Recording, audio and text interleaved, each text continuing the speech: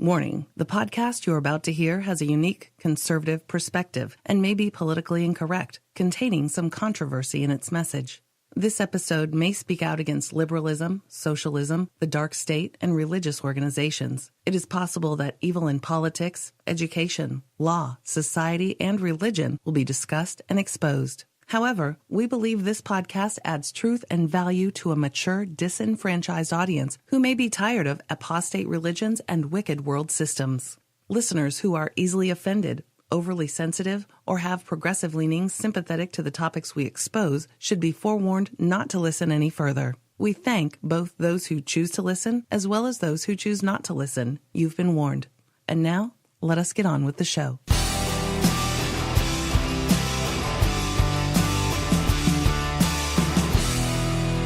I don't know who's sitting across from me, but either. she's pretty. It came from me. It's you, Miss Kapow, on the fabulous Freedom Friday Hour. It's an alternative commentary on the slice of life. Okie dokie. And today is October 6th, 2017. Today, Miss Kapow, you cannot open the news without reading or hearing about the Las Vegas shooting. It's everywhere. It's the news. Last week it was, North Korea. The week before it's hurricanes. This week it's the Las Vegas shooting. And as you've probably been following it, it could get ad nauseum because you only have so many facts. And as each day goes by, a little more pops up, maybe. And then you get a little more insight, a little more information. But basically, it's we've had our basic facts probably since day 2, and it hasn't changed much. We know what happened in this mass shooting. We know how it happened for the most part. But the big problem is why it happened. And everybody, Christian, non-Christian alike, are asking that same question. Yes. Why did it happen? And who was this Stephen Paddock fella? Mm-hmm. And we know how he did it, but it's like, well, how did he do it so efficiently and so organized, so methodical? And then the big question is motivation. Because, in any investigation, you're looking for the motive, but you're asking the question, with whom did this guy have a grievance with? Mm-hmm. What was his grievance? And that seems to be what's so puzzling about this, is because you can't find any. Yeah. So it's very bizarre. So anyway, you've heard about this all week. You're hearing about it all the time. But I simply could not post any other news items this week because of this, because I myself have had my nose into it every day. Mm-hmm. Not only with the national news, but our local news.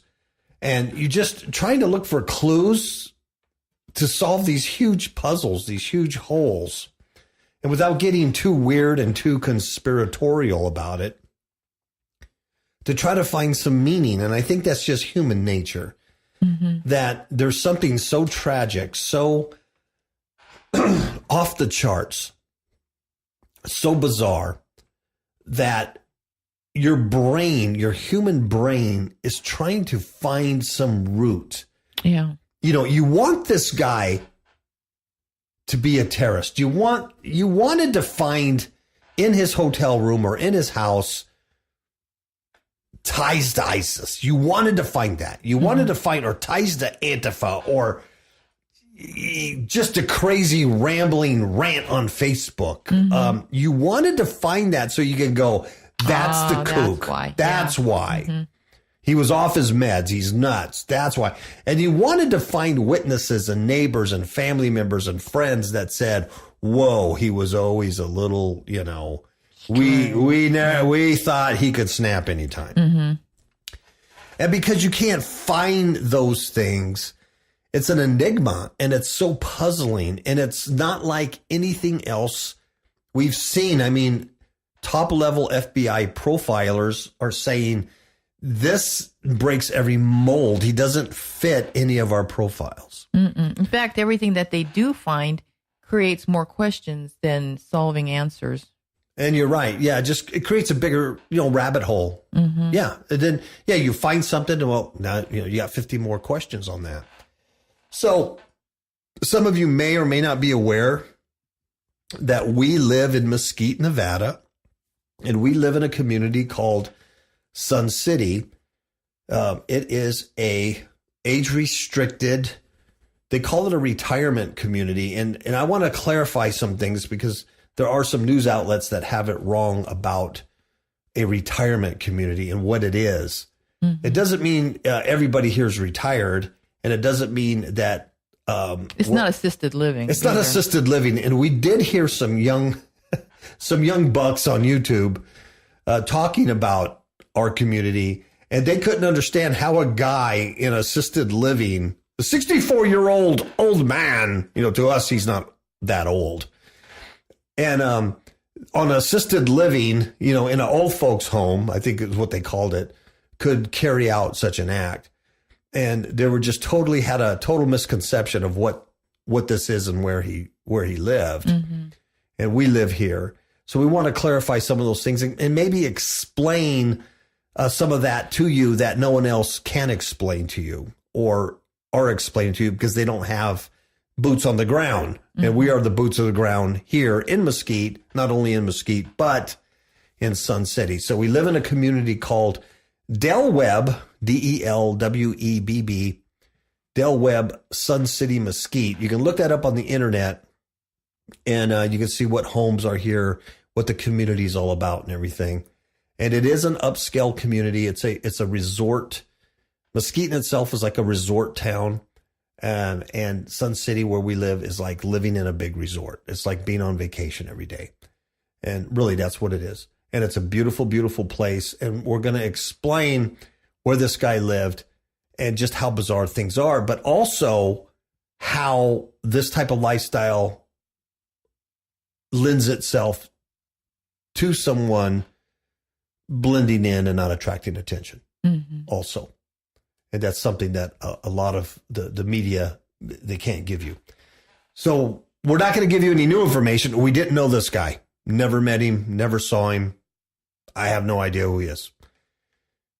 Don't know anybody who knew him. Well, I kind of Sully from the gun shop. But outside of that, don't know anybody, personally, neighbors or anything who knew him. So we can't give you any new information that's not already out there. But we can give you the information about the lifestyle and maybe some other things, raise some other questions. All right. So we're going to spend the show talking about that because it's just too hard to talk about anything else when you have such a big incident that's so close to our home to talk about. And then many of you know, maybe you don't know, but our business address, our Fifth Hook Media, the business mailing address is in Las Vegas. But we don't live in Las Vegas. We live in Mesquite. We live about an hour, 15, 20 minutes from Vegas, north of it in the resort town.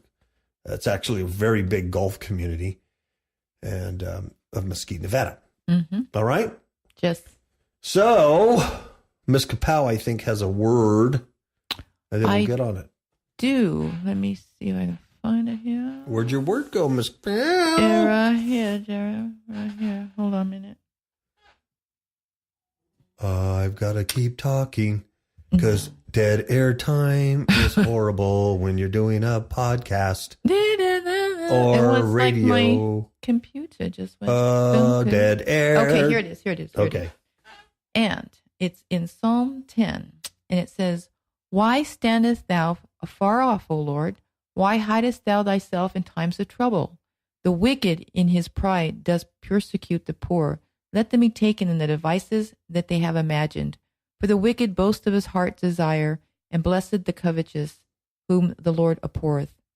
The wicked through the pride of his countenance will not seek after God. God is not in all his thoughts.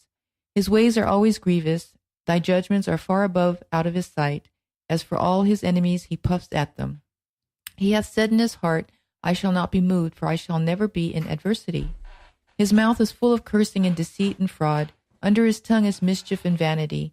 He sits in the lurking places of the villages. In the secret places does he murder the innocent. His eyes are privily set against the poor. He lies in wait secretly as a lion in his den. He lieth in wait to catch the poor. He does catch the poor when he draws himself into his net. He crouches and humbles himself, that the poor may fall by his strong ones. Wow. He has said in his heart, God hath forgotten. He hides his face, he will never see it. Arise, O Lord, O God, lift up thine hand. Forget not the humble. Wherefore doth the wicked condemn God? He hath said in his heart, Thou wilt not require of it. Thou hast seen it, for thou beholdest mischief and spite, to requite it with thy hand. Thy poor committeth himself unto thee. Thou art the helper of the fatherless. Break thou the arm of the wicked and the evil man. Seek out his wickedness till thou find none. The Lord is king forever and ever, and the heathen are perished out of his land. Lord, thou hast heard the desire of the humble. Thou wilt prepare their heart. Thou wilt cause thine ear to hear, to judge the fatherless and the oppressed, that the man of the earth may no more oppress. You are listening to the Kapow Radio Show Network. Kapow stands for Kingdom Against Powers of Wickedness. Kapow is sponsored by Fifth Hook Media, a digital publisher of ebooks. FifthHookMedia.com has a selection of ebooks about spiritual warfare and Christian living. Visit FifthHookMedia.com. That's FIFTHOOK Media.com. Remember, that's FifthHookMedia.com. FIFTHOOK. Kapow! What's up, yo? I like it. I'm done, yo. Demons in My Marriage Bed from all online digital retailers, such as Amazon.com. Demons in My Marriage Bed, a true story of spiritual warfare, changed the way my spouse and I conduct spiritual battle, and has increased our alertness level to the tactics of Satan. Please do not be fooled that such things cannot happen to you. Rather, get prepared and become the spiritual warrior needed to overcome in these perilous times in which we all live.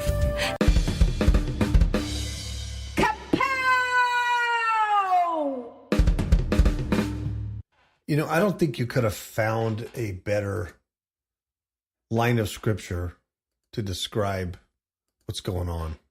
I know, huh? Yeah. The Lord does that. Certainly does. I mean, that's really amazing. Okay, so there's no doubt that Stephen Paddock, this shooter, was not a godly man. Even if he didn't kill all those people and wound close to 500, he still would not be a godly man. The guy lived a Las Vegas lifestyle, was a professional gambler. You know, in general, I don't think was a very nice person to other people. And you just wonder who this guy was. You know, I have a lot of questions about his income and exactly how he made his money. I know they say he was a real estate investor and he made some money, but I want to see, like, what did he buy? What did he do? What transactions did he make? There's a lot of people who buy real estate who are not who don't gamble $30,000 a day. Right. You know, this guy was considered probably a small whale in the casinos. A whale is somebody who's a high roller, very big, multi-million-dollar gambler. And this guy was on the low end. He was a big fish in the whale pond, but he was still somebody. He was well known in these casinos, and not so much here, but over there. Over here, it's a different type of casino than Las Vegas. It's a lot smaller and a lot more, old style, like old Vegas. These casinos, they're not the big conglomerates like you have in Vegas, you know. And they're about, a quarter of the size, type of thing. So I would think a guy like this wouldn't have time for Mesquite casinos. You know, he's over there in Vegas.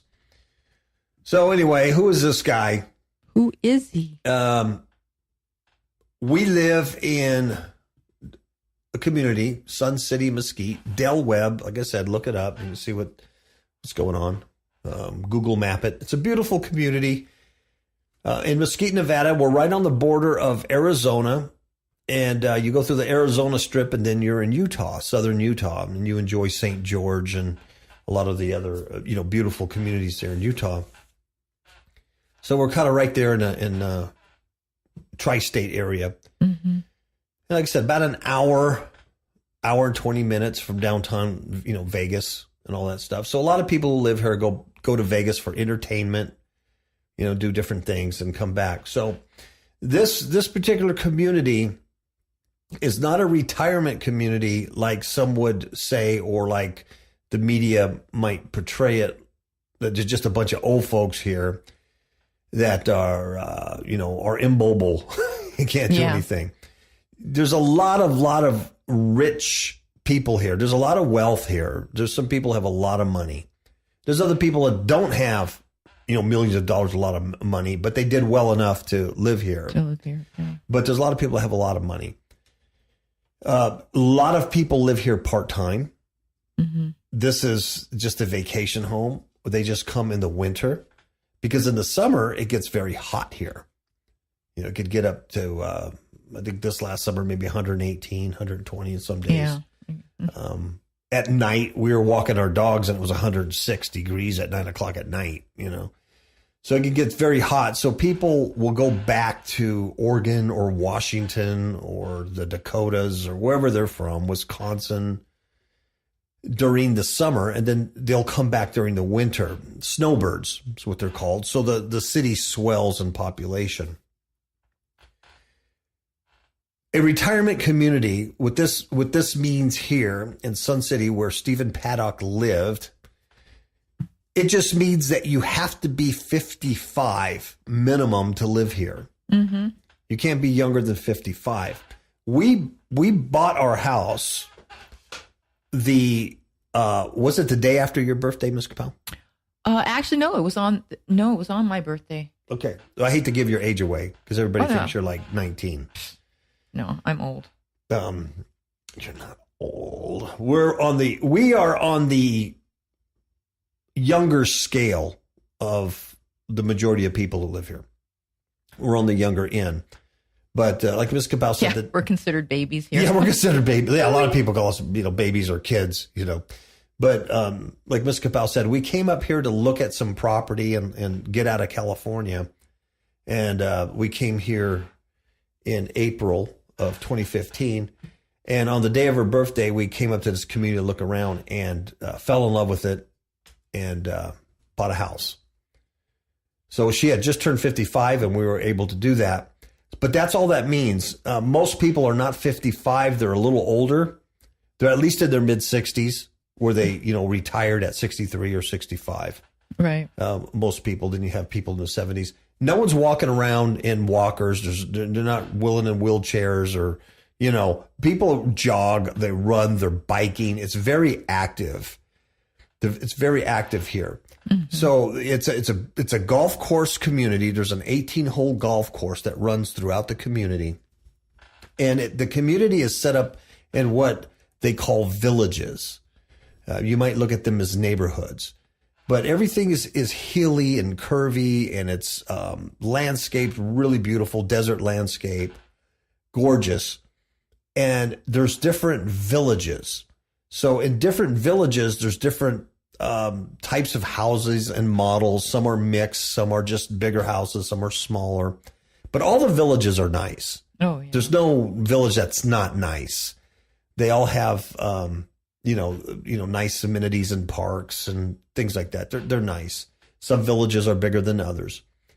And most of the villages only have one way in, one way out. Too. Yeah, most of them only have, one way in, one way out. And some have two. We have one village here, only one that's gated in itself. And it's a gated community or a gated village. And so outsiders can't get in. And but that's the only one. The rest of them are open. And in fact, Sun City is open. You can't close Sun City because as you enter Sun City, they have a beautiful archway and there's fountains and all this stuff. But as you enter, it's still a public road that takes you up to the Conestega golf course. Mm-hmm. World-renowned, beautiful golf course. And they have a class, I'd consider it a 5-star restaurant, up there, very nice. And because we're part of that community, they cater a lot of the services, meals and stuff when you have a party and, get-togethers and things. And then, you even get a 10% discount when you eat there type of thing, and discount off your golfing. I'm not a golfer, but a lot of people that live here are golfers, and there's some that are pro level golfers. It's a huge golf community. So I hope you kind of get an idea of what this is. So Stephen Paddock, this shooter, was not some lame brain. He had some money. He paid cash for his home back in 2015. We bought in 2015. He bought in 2015. It's interesting because when I look at his house, the plants look very small. Yeah, they look like plants that have just been planted. Yeah, they look about a year old. So I don't know how that worked unless he bought, the lot, and it took, this amount of time for them to build. I don't know, because when we just bought a lot, and then they didn't break ground till a month later. Yeah. And then it took about 4 or 5 months to actually build the house. So I'm not sure how that works or what happened, but his plants do look small for someone who's been living they here look brand 2 new. years. Yeah, they do. But he apparently he selected a place in a village, and the village that he selected is a nice upscale village. There are bigger homes there. The homes that are on what we call the rim have a beautiful view of the city and the mountains, and very nice. It's gorgeous. It's gorgeous. We have at least one friend couple that lives there that we've been at their house and stuff, and very beautiful homes and views and things. So this is where he bought, and he bought with a view, but because he wanted the privacy, and so he has a neighbor to the left, to the right, but nothing behind him. Wanted the privacy, and he's right in a very private cul-de-sac, so they don't have the through traffic. So on these cul-de-sacs, there's probably no more than 3 or 4 homes right there on there. The type of community this is that, in the morning, you will see people just walking their dogs or riding their bikes or walking around. They do that in the morning, when it's cooler and a lot of people are out. Most people are very friendly. Mm-hmm. You can't drive around without somebody waving at you. You can't walk without people waving at you. And you have no idea who they are. And they don't know who you are. But you just know that they're from the community, and so they wave. Yeah, very, very friendly, very sociable. Neighbors will just get together impromptu. It happens in our village all the time. We'll walk out the front door walking our dogs in the evening, and 2 doors down, neighbors will be sitting on their driveway with their camping chairs, and they have an impromptu little party all the time. It's just real common, when people come over. It's just very casual, very relaxed, very nice. Everybody's retired. They're happy, right? They're golfing. There's great food here. It's relaxed. If you're stressed out in Mesquite, Nevada, you got a problem. Because the whole speed limit throughout the whole city is 35 miles an hour. You can't go more than 35 miles an hour. You can't go faster than your golf cart. Yeah. Thank God for cruise control. Yeah. And there's golf carts everywhere.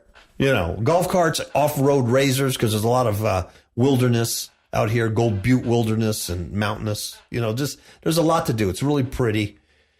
So this is where this guy buys. And it's a perfect place to buy if you just kind of want to blend in. Mm-hmm. It's like he's always selected these kind of communities. He lived in a Del Webb community in Reno, I believe. Yes. And then a retirement community in Florida. So you select these because, there's no one looking at you really. Mm-mm. And it's not unusual to buy here and not be here for 6 months to a year. You don't have the people being concerned of your whereabouts. Yes, you don't know. In fact, I'll give you a little story. In our village, there's a house down the street that has a beautiful view. I love their view, and they're right on the rim, and they have the beautiful view of the city. And when we first moved here, I met the lady who lived there. She was in the hiking club, and I met her. And that was 2 years ago. And I have never seen them since, nor have I ever seen anybody at that house since. And I go by there nightly when I walk my dogs. Nightly. So that's how it is. So I have no idea where they're at, who they are. I wouldn't even recognize her if I saw her again. Yeah. You know, but I know that. But it's not unusual. So it's not unusual at all. Not to even know who's there, who's coming and going. So that's what this guy did. And, you know, if you're not a friendly person or whatever, people just leave you alone. You know, if you don't want to say hi to people or talk to them or engage them, they just let you be. You know, when we first moved here, there's a saying that we were told, you can be as busy as you want to or not as busy as you want to. No one's going to force you to join clubs or bother you. There's so much to do here. It's crazy.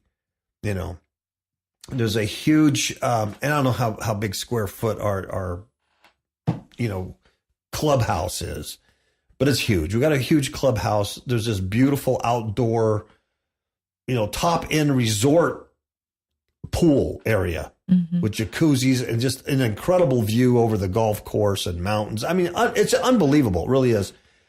Indoor pools. There's an indoor walking track. There's tennis courts, bootsy ball, pickleball, putting greens. I mean, come on, over and over again. Meeting halls, craft rooms, dance studios, everything. Oh, and a huge gym. There's a huge, you know, gym, and that's all part of your dues. And this guy, it's unknown if he ever used any of that stuff, or I doubt if he ever socialized or anything. And the neighbors that did live, you know, near him, they said just the trash cans went out and the trash can came back, or the garage door opened, the car went in, they're gone. He never drove anything fancier than would be an average, you know, rental car. He never did anything to attract attention. Never did anything to attract attention. When he first moved here, allegedly, he put up a fence that wasn't approved by our architectural committee guidelines. You know, everything's tight. It's an HOA here. Everything has to look a certain way. You can't just, you know, hey, I'm going to park my boat in my front yard. You can't do that here. You can't just put any kind of fencing. You can't landscape any way. It's very tight, and that's why it's kept beautiful. But apparently, he put a fencing in that was solid, or it didn't meet the standards. And 23 neighbors signed a petition to the HOA because it blocked their view. You also can't block other people's view. So the HOA made him remove the fence, and he told one of the neighbors, he told her, well, I don't like looking at people, and I don't want them looking at me. He's very private. But, you know, and I don't have a problem with that. I'm kind of like that too. You know, I mean, I don't want people staring at me either, but he blocked his rear view of the city, this beautiful view he had. He actually put a fence there to block that. So it was like, it was unusual because most people buy a lot with a view so that they can at least see the view. Yes. Have visual of the view. Yeah. So that made it unusual that he would buy a house with that kind of property and then block the view. Yeah. And I don't want people watching me. Who's going to watch you from way down there? Unless somebody has binoculars or something, right? So he never gave any indication outside of that he was anything else. In fact, most people just kind of described him as, you know, a nothing type of thing. He wasn't angry, wasn't aggressive. He was just kind of nothing. Here, you know, I'm not speaking about other properties he owned, but here. And apparently he went and he plucked down cash for this house. At that time, it was just under $400,000. But the other thing I want to stress is that when you buy a house here, you might pluck down, say, $400,000 for a home, but you're normally going to spend 20, you know, to 30% more on upgrades. No one, I shouldn't say no one, but very few people take, you know, what the house comes with, because everything's like a la carte. You know, you can have the flooring that it comes with, but yeah, this would be better. You want the imported tile from Tuscany, don't you? You know, and there's a lot of upgrades, a lot of things you can do, garage extensions and, you know, courtyards and, yeah, I mean, a lot of things. fencing, better landscaping. So I don't know what he did to his home. He may not have done anything. But usually when you see that, that's just kind of like a starting beginning price, usually goes up. This guy apparently had a lot of money, but didn't show it. And when he bought the house here, the realtor who sold it to him, she did an interview for a local paper, The Spectrum. And she says, one thing she could say is that he wasn't flashy at all. He just came, he knew what he wanted. He wanted that cul-de-sac one. He could have got a bigger house, but he chose this one because of the location and got that. So it's like he knew exactly what he wanted. And it seems like all of his houses had that hidden factor about Yeah, because we saw the one in Florida, was it not? Uh-huh. And it was just very plain. Yeah. Yeah, very, very plain. It didn't do a whole lot. Even the people that went inside said there wasn't a whole lot there. I don't know inside of this house here in Mesquite what he did or what he didn't do. I tried to look at the pictures of the garage when the cops breached the garage door to see what he had in there. It looked like some shelving. Of course, his trash barrel was there and things like that. But I didn't see a lot of stuff like, if someone lived in the house, they usually have stuff in their garage. Mm-hmm. You know what I mean? I didn't see a lot of that. I mean, he could have just moved in. It kind of looked like that.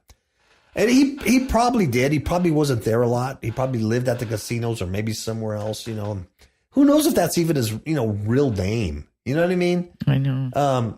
And so there's a lot of speculation on who this guy is. And what we do know is that there's not a whole lot to know about him. We can't, the law enforcement can't seem to find a lot of friends or anybody who really knew him or really worked with him. It's like, where do you get his money? Well, and there's really no paper trail either. No, they say he was an auditor for Lockheed Martin for 3 years. Well, you don't retire with millions of dollars for working 3 years. Mm-hmm. But he also started as a postal worker. Apparently, he worked for the IRS. I read, and I don't know if this is all true because you're just reading it and information changes. But to me, it almost sounds like he was a government op. He was a CIA operative. He was hidden, and that's one of the conspiracy theories. But the guy it wasn't right.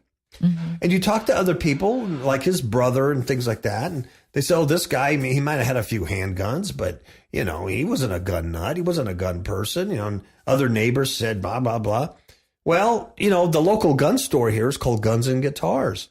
And he bought a .308 rifle, only 4, round magazine, but, a .308 hunting rifle.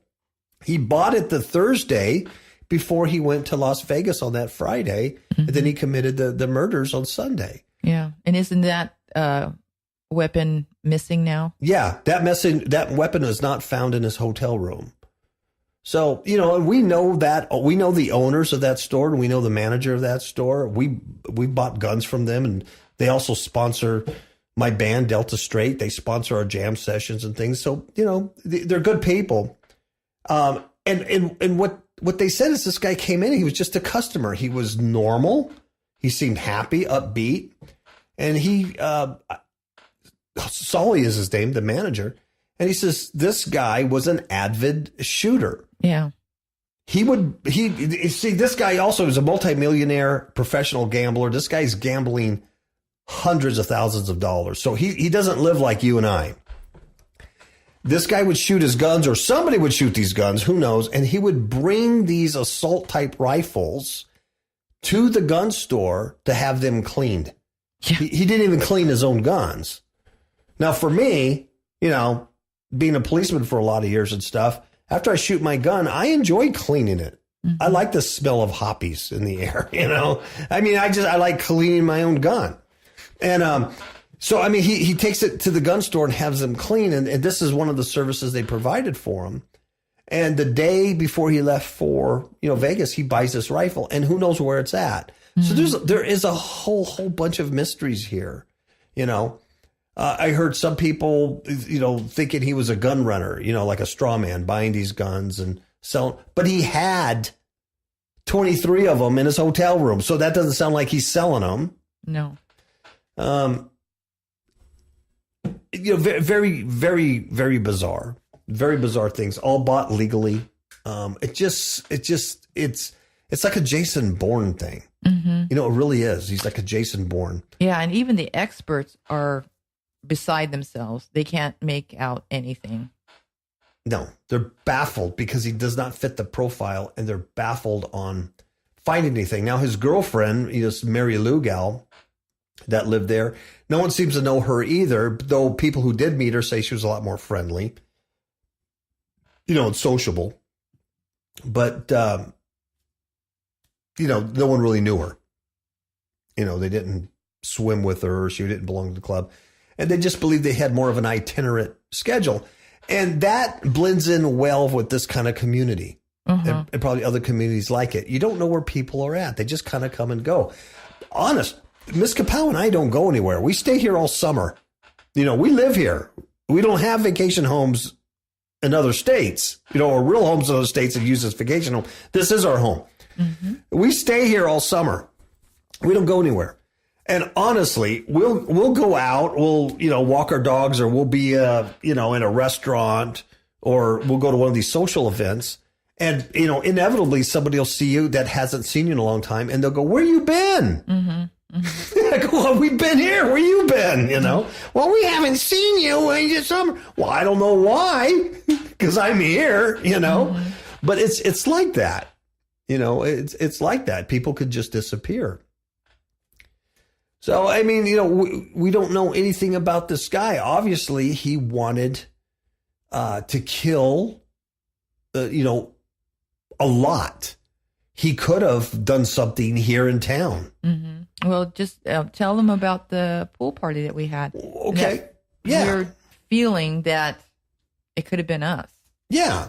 I mean, the allegedly, he went to the Mandalay Hotel in Vegas on Friday and been there since, Friday or Thursday or Friday. I hear both, but I've heard more often Friday. And then he committed these mass murders 2 days later on a Sunday, right? Well, that Friday here in Sun City, we had a big pool party, and it was like the end of summer pool party. And like I said, we had this huge clubhouse. It's very elegant and beautiful. And I don't know how many people would be there. Maybe 150. 150 people. And all this outdoor pool party. And there's barbecued hamburgers. We had entertainment, 1880 grills there. That's from the golf course. They cater everything. And people had a great time. And they're dancing, they're socializing. It's a beautiful view. It's a beautiful, perfect evening. No wind, just right temperature. You're at this beautiful resort pool. I mean, life is really, really good. And Miss Kapow and I went to that. And we had a good time, and we socialized with neighbors and friends. And we had a very nice time that night. And then you read about this guy on Sunday, one of our own residents that does something like this. And he had a grievance against the HOA, or he had a grievance against neighbors or anything. He could have easily just walked into the clubhouse and mowed down, 150 old people. Yeah. The scenario was very similar. Yeah. But obviously there's a whole lot more bang for your buck at, Las Vegas and, what he did there. That's another mystery. So if you're just kind of an angry, kooky old guy who snaps, well, there's a lot of people around you can snap at and still get some good bang for your buck. It still would have made the national news, at least for a day. The people said, poor old people, poor old rich people are dead, then moved on. Yeah, but see, that's the whole thing. We don't know what his motive was. No. And it just remains such a mystery. It's really enigma. And for me, I can't let go of it. Every day I've got, I keep digging and reading local and, God forbid, I'm even reading CNN, because actually their coverage has been pretty good, on this. And, if you get past all the agenda, as soon as the stupid talking heads come on and, the gun control stuff, then, you got to move on. But there's something here. I can't speculate what. because there's so many theories, and I probably have 2 or 3 theories that I'm holding in my head at the same time. That's pretty hard to do. What I do know in my heart that this is not a normal operation. This is not a one-man show. And he's portrayed as some lone wolf guy. And you cannot tell me he pulled this off all by himself. Yeah. Yeah. Especially there are witnesses that have heard several different gunfires going off at the same time. Yeah. Boots on the ground. We even hear law enforcement radio traffic saying there's shooters in the field. And what about that cab driver? Yes. When she was actually videotaping the Mandalay, you could see, what do you call it? Muzzle flash from the 4th floor, or a much lower floor than the 32nd. Now, with everything that comes out like that, then there's other refutation to it going, well, but what was it? That flash continued after the shot stopped, and it was something. Well, then what was it? Okay, that's cool. I dig it. But then find out what that flash was then and say, oh, that was just the blinky lights from the sprinkler timer, whatever, explain it. You can't just dismiss it. So it's that kind of stuff. And that stuff's going to continue for years. This is the new 911. This is the new American game changer. And our dear brother, Javier from Radio Redemption and Power, he had contacted us to make sure we're okay and everything's cool, and really appreciate that. And when we responded back with him, he's always talked in written words that just, I don't know, they well my soul. You know what I mean? I just love the way Javier talks, Yeah. And he wrote back, to us, and he basically what he says is that, Christ is coming soon. He is coming soon. Amen. And America as we know it, life as we know it, is changed. It's going to be different. It's just like 9/11 changed the way people fly, security, surveillance. This is going to change. This is a catalyst. This is not something some lone wolf shooter did and then it's going to go away. And it's not just going to change for the casinos that they're now going to have metal detectors or body scanners. It will change for America. Yeah. I guarantee you. And I don't know what the one lone agenda is, but there's probably multiple agendas to something like this. But the other thing I want to address is many people are calling this a false flag. And I agree that it is a false flag in the sense that it smacks of government, military, CIA operation. Oh, definitely. It smacks of that. And that's the false flag definition I agree with. Some people use the term false flag to say that the event didn't happen. Like they say Sandy Hook didn't happen. Right. Nobody died in Sandy Hook. Right. And so you always have these people come out and go, see, they're not really injured. They're crisis actors. The media does use crisis actors even if a real event happened because they need talking heads. So they hire these horrible actors to give them a talking head. Yeah. Right? And to spin their agenda. Thank you. Yes. I'm not saying that doesn't happen or it hasn't here, but this really happened. There's people really in a hospital. We know this guy lived in our community. Our community's been impacted by it. There's media, at that village, they've had to, put no trespassing signs up to keep, try to keep people out and looky-loos. I mean. And I have friends that told me that they've been interviewed by different news people. Yes. Journalists. Yes. So it happened. It's a false flag in the sense that it smacks of CIA government operation. It smacks of that. It smacks of 9/11. 2 twin towers going down perfectly like a demolition. It smacks of that. Yeah. But it happened. And there are 59 people, including Stephen Paddock, dead in this deal. and close to 500 injured.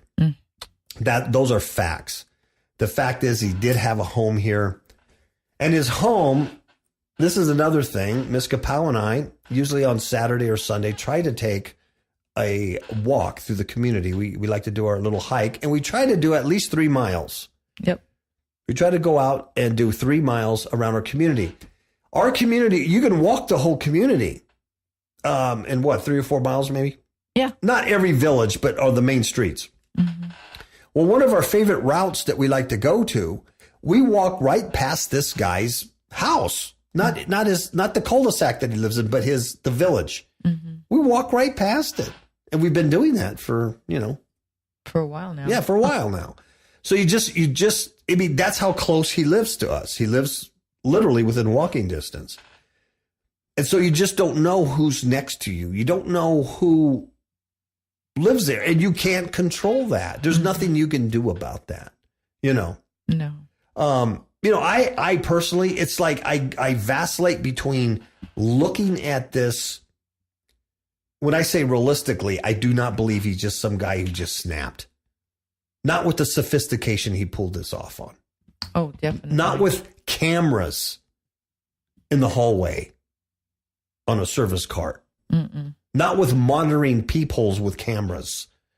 Not with having bump stocks and 23 weapons and thousands of rounds of ammunition. And planning a secret life for years. Yeah. I mean, all the things that we've read and all the, things that we've heard and stuff, it just appears, it seems like this has been something that has been planned for a long time. Well, absolutely. And you can't find anything on this guy. You can't trace anything solid. You can't, I went to high school with the guy. And you can't find, it's hard. Mm-hmm. His work history, it's... Well, even the interviews with his brother is very vague. His brother's bizarre. You know what I mean? He looks like he's an actor. Yeah. Yeah, just bizarre. And the stuff his brother says, it's like either you are just really, really weird or you're lying. Mm-hmm. And who knows what his girlfriend, she's already said, I know nothing. Of course. I know nothing. And Miss Kapow always has a point. How can you live with somebody all those years and not know anything? Mm-hmm. You have to have, even if you don't know anything, you have to have some suspicion. You know what I mean? Yeah. What's he doing? Now, this guy, in a year's time, since October 2016 to actually days before his last shooting, he purchased 33 firearms, most rifles, in 1 year. Now, these things, some cost as much as $2,000. The rifle he purchased from Guns and Guitars here in town was a $600 .308. You buy 33 rifles in a year, and your old lady doesn't know it. Mm-hmm. She doesn't know it. Yeah. You have explosives in your home. He had tannerite, which, like you use for exploding targets, that kind of explosives, and your old lady doesn't know it. You've never made any indication that you might just snap. Mm-hmm. So, at one point I want to say, okay, he's MK Ultra, which is interesting because the casino they met at in Reno, she was a high end, I want to say call girl, but a hostess. And a hostess takes care of the high rollers. They get them whatever they need. Wink, wink, nod, nod. The company she used to work for, and I forget the name of the casino, but the conglomerate who owned it was Monarch. Mm-hmm. Which is a Bullify. Yeah, and that's the MK Ultra, Monarch. So even if he was MK Ultra and he got the phone call or he saw the Queen of Diamonds and then that snapped, right? Like the movie Manchurian Candidate. And he then did what he had to do and he has no recollection. He just had, because he's hypnotized. Mm-hmm. Even if you followed that line of reasoning, I would go, okay, he's MK Ultra. They made the phone call. They gave him the password. he turned into the zombie, put it all together. The problem is he couldn't have been MK'd Ultra for a whole year prior buying 33 guns and not know it. He couldn't have been in MK Ultra since the 70s and 80s when he had a secret life. No. I mean, you can't really trace anything. Absolutely no social media presence at all. Not unusual for a guy his age. I probably wouldn't have any either if I didn't have this podcast and was forced to have a Facebook page in order to have a business page. I wouldn't either. And if you look at my personal page, you'll see that there's nothing on it but this show. I share very little. I just don't like Facebook. I don't like that kind of stuff. But I do this podcast and blab my gums off for hours, twice a week. But it's unusual. It's unusual. Yeah, and there's not any, at least like with you, there is a paper trail of some sort. Oh, yeah. You know exactly where you got your money, where you buy what kind of money you use to buy things. Yeah. I mean, there's some kind of paper trail, but with him, there isn't anything like that. You can account for every gun I have, and you can account for almost every word I've said. People who know me, they go, "Oh, have you listened to his show? He's crazy." I mean, you can make that thing. I've got mesh fencing around my property too. I don't want people staring at me either. I mean, you can trace that. And your opinions, your opinions, Yes. People know your opinion about stuff. So, but with him, you don't know anything. No. So who knows? I mean, I even have another theory that goes way, way bizarre, that this guy wasn't even human. Yeah. Some kind of reptilian hybrid. I know it sounds crazy because, you hear people talk about that and go, really? But, one lives right next to you. It could happen. They got to live somewhere, because he acts like a reptilian, emotionless. A lot of these neighbors said you'd wave at him and say hi. He wouldn't even look at you. He was like in his own world, and he'd look right past you. I've seen people like that. Plus, if you think the kind of act that he did, that would, a real human would have a problem with that. Yeah. Oh, absolutely. Absolutely. The other thing is, was he totally set up? Is that really his body? The sheriff says it. And in my opinion, if you're going to listen to any of the news media and press releases and report, the only one that I really have, and I don't know him personally, obviously, but any kind of credibility he has with me is Sheriff Lombardo. Mm-hmm. He seems like he's a pretty good dude, and he seems like he's a cop's cop. And I can tell the FBI would like to control what he says. And I don't know if they're really going to be able to so much, because he seems like he's more interested in getting to the bottom of this and the facts. Well, he seems really perplexed. And he does. And he's even made statements that they're going to continue investigating another shooter or shooters. Mm-hmm. They haven't ruled that out. Yeah, and then you could see the FBI guy kind of looking at him like, okay, Okay, we got to control this guy. But I think he's going to be hard to control because he's an elected sheriff for Clark County, Nevada. And so he's serving his people. Whereas the FBI, they don't care. They work for the government. I wouldn't believe anything they said. No. I don't trust those guys as far as I can fart. And that's not very far. Well, on any given day. Depends on what I would. Because should I go on? But you know what I mean? So Sheriff Lombardo, I think, says the most credible things. And I think he's trying to be as honest as he can without impending investigation. Mm-hmm. And the other thing he said on the press conference he did the other day, that there is evidence that this guy had left himself an escape route, had an escape plan. And even that sounds bizarre. Because how do you check into the Mandalay Bay using your girlfriend's club card, right? You know who she is. They know who you are. You're a high roller. Mm-hmm. That's how you got a 2,000 square foot suite at the Mandalay Bay overlooking the concert. They know who you are. He was gambling. Some people say 10,000. I've heard up to 30,000 a day prior to the shooting. So now you're just going to escape and disappear and no one's going to know who you are? Yeah. And he sent about $100,000 to the Philippines where she was there. Well, that's not enough to live on for a guy who's living a lifestyle like that. Mm-hmm. And then they're going to extradite you. They're going to get you. Philippines? Yeah. Hell, that Duarte guy will just come and assassinate you, dude. Mm-hmm. So that in itself doesn't make sense. But if there was an escape route, was it for him? Right.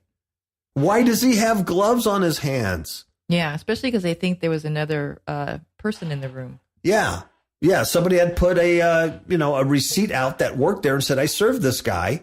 And he ordered, it looked like single order stuff, but there was 2 Pepsis. Mm-hmm. And there was enough food that could have been for 2 people. I mean, and on the guest, it says 2. Right. So was anybody with him? Was he set up? Did he actually do any of the shooting? Did they whack him and just leave him there and did the shooting? And then they escape. You look at the floor plan, the staircase, the fire escape staircase was right out the door. You just swing right and boom, you're gone. Mm-hmm. I don't know. I wasn't there. Things change. Even the timeline now has changed of what happens. It just doesn't make sense. Was the guy a total basket case? His father was a serial bank robber who was diagnosed as psychotic. Yeah, so they say. See? They say he was a psychopath. So did he inherit that and it took him 64 years for the psychopathness to kick in? And I was telling Miss Kapow today, okay, he has cameras everywhere, right? Mm-hmm. Cameras monitoring the halls. Apparently it wasn't recorded. Or were they in another room? I mean, you know what I mean? Exactly. And a camera inside the room filming him, but it wasn't recorded. I don't get it. But he has cameras everywhere. Now, I know if I was going to do something like that, I would have to get on the internet and research cameras. I'd have to have some knowledge on what company makes a wireless camera and how I would set it up and use it. You don't just walk into Wally World and buy the first thing off the shelf. Right. So where's all that? Where's all that research? There's so many things that don't add up. I mean, thousands of things that just don't add up with this guy. And everything's speculation and everything is theory and you can go on and on and on, and of course I'm a nut. So, on this show, that's why I mentioned, was he even human? Mm-hmm. Was he some alien hybrid reptilian? I mean, you would have to be so demonized to do what he did that would, it would fit. But then again, my mind is trying to make sense out of something that's senseless. Mm-hmm. But I absolutely don't believe he was just a dude who just snapped. No. This was, even the sheriff said this was carefully planned, carefully thought out. Mm-hmm. Plus, he had been to 2 or 3 other music festivals recently. Almost like he was scoping those out. Exactly. And why didn't he shoot over there? Who knows? Why was this the perfect timing? Absolutely bizarre. Anyway, enough about that. We don't know anything that anybody else doesn't know. I just wanted to give a rundown on the community that he's from here, where he lived here, or at least had a house here, and clarify some things that maybe the media, they don't know. And so you have a misconception. Like, how can a guy in a wheelchair do this? It wasn't like that, Yeah. And I don't know if he was a golfer or played golf. There was no mention of that. But a lot of people do. But they do say he had no problem when the people who did talk to him telling them he was a professional gambler. And when he bought the home here, that's what he put on the application. His money came from professional gambling and he paid cash for it. Yep. Somebody was financing this guy, was the CIA financing this guy for a front? Was this his front life? I'm not saying he wasn't a gambler. He really was. And he was strategic in it. Mm-hmm. And then they're trying to connect him to ISIS. But yet the FBI said there is nothing that shows that he's connected with ISIS. Yeah. And they were kind of hoping that Mary Lou would come back from the Philippines and go, yeah, I radicalized him. Mm-hmm. But, they've been together for years. And he just now got radicalized and come on. It's just so many weird things. But it really does smack of a Jason Bourne, Yeah. Who is this CIA guy? operation. It's a black ops thing. He had a house here. These are shell houses. They're like money houses, drop houses.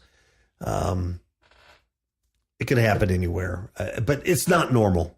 This ain't just some dude, crying Allah Akbar and, killing people. It's like a game changer. It's like 9/11. It's planned out to be a game changer. There's stuff that's going to come out of this. A lot of stuff. Everywhere. Yeah.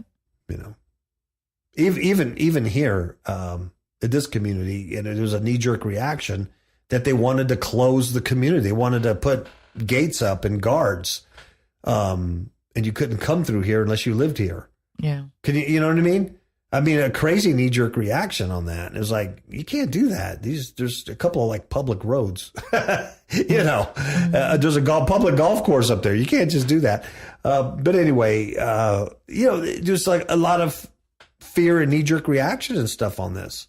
Yeah. And because people are looking for answers, they're looking for something that they can sink their teeth in. Mm-hmm. And plus, it's because of this neighborhood.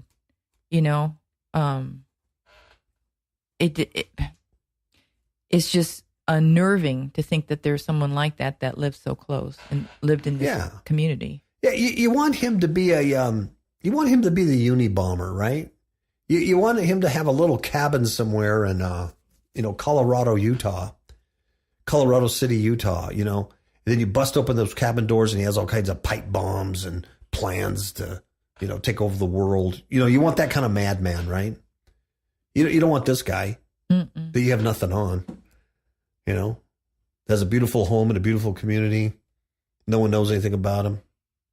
And he's a professional gambler, So what? There's a lot of people who gamble. But it just doesn't seem like he had that kind of money to gamble that kind of cash, to bankroll it. Yeah. I mean, they say he was worth a couple of mil, but he's dropping 30 grand a day. That's going to go through your 2 mil real quick. Mm-hmm.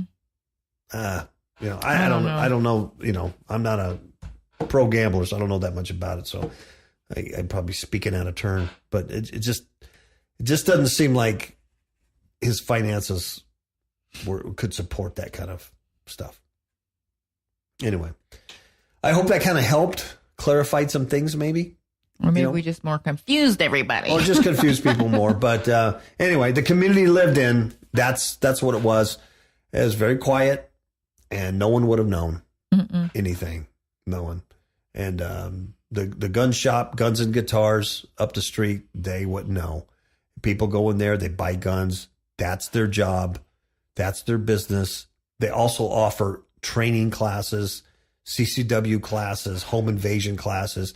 They go out of their way to train people to be responsible gun owners and to teach them how to shoot and stuff at the range. So these are not a bunch of yahoos just selling guns, on the street corner. These are good folks.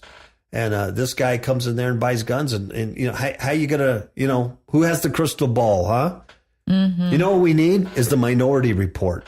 And maybe this is the precursor to the Minority Report, where we have a pre-crime unit.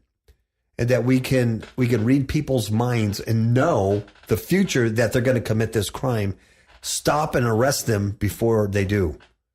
Pre-crime unit. And we'll get Tom Cruise to be the chief of police. Minority Report. True movie. Well, the other thing that was annoying that we learned today about his allergies, right? Yeah. And they said that's why he wore the gloves. Yeah. Because he was so allergic to things, like even his girlfriend couldn't wear makeup or perfume or anything like that. Yeah. And because anything he touched, could aggravate his skin or whatnot. So he has to wear gloves. But then when you see those other pictures of him, he's not wearing any gloves. No. And that information only came out after the leaked photos of his dead body, and he's wearing gloves. And the first thing I tell Miss Kapow, I was like, interesting. Because the first thing the police are going to do is bag his hands to protect him from the gunshot residue, and they're going to do a GSR test on his hands for gunshot residue. Mm-hmm. That's the shooter. Isn't it fascinating how he has all these weapons? He has penny loafers on. He's wearing loafers, slippers, but yet he has gloves on. Somebody else could have shot, had all the gun residue, and then just slipped those right over his hands before they escaped. They had plenty of time after killing him. And there's no gunshot residue on his hands. He has gloves. Huh. Yeah, very strange. So, and then the story comes out afterwards. Oh, yeah, and allergies, and that's why he was seen wearing brown garden gloves a lot. Yeah, and that's where they had that photo of her with no makeup on. Yeah. But hello, there's a picture of her with makeup on with him. Yes. Yeah. And you notice they keep using the same picture of him where he looks like he's drinking a cocktail. He looks like he's half drunk and stuff like that. They keep using that picture, and I don't understand why they don't went to the DMV, the Nevada Department of Vehicles, and get his driver's license picture and use that one. That's going to be more current. It's going to look more like what he looked like. Even here in Sun City, we all have cards, and you have a picture ID card, right, to use the facilities. And I don't know for sure, but they might have kicked down a recent picture of him for law enforcement. Mm-hmm. But they keep using that one. I think it's almost like they trying to get a certain image. Yeah, they're trying to paint a picture for us now. Yeah, and who knows why? Something's definitely wrong with all this. Something, or a lot of somethings, are certainly wrong about all this. The shooting itself was too precise, and it was carried out too well. That's one of the big problems they have. It's too organized. It's too clean.